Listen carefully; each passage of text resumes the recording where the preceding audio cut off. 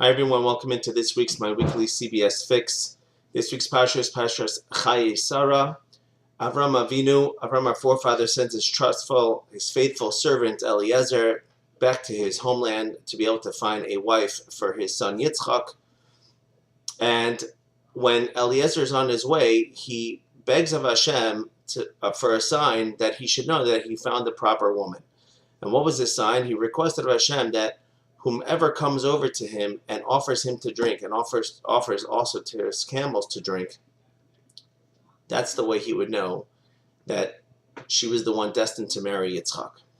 And Eliezer shows up, and it happens to be, of course there's no coincidence, Hashem obviously guided it, Rivkah was there at that time, and the first thing he asked her, can I have something to drink? She gave him to drink, and she also says, I will give also your camels to drink.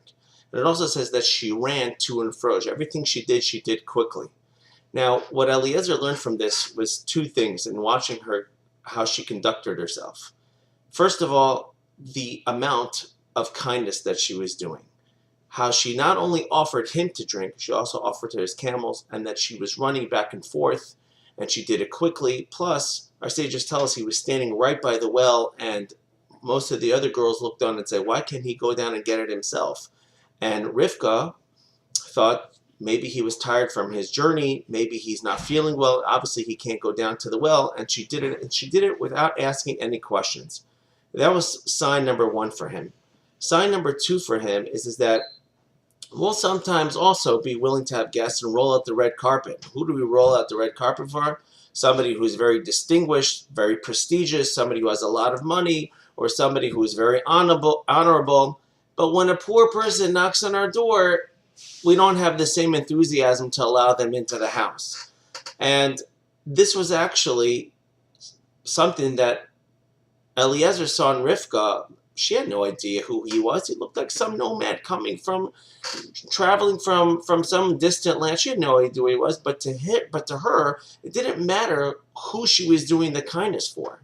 It could be a nomad, it could be the richest person in the world. To her, it didn't make a difference. All she wanted to do was kindness, and it didn't matter to whom. And Eliezer said, such a person is perfect to be in the home of Avram, because Abraham, our forefather, was the Amud HaChesed, he was the pillar of kindness, and Avram certainly wanted that whoever would marry his son would be able to continue the hospitality that he had showed everybody, and certainly this woman, this girl, Rivkah, was definitely somebody to marry into this prestigious family.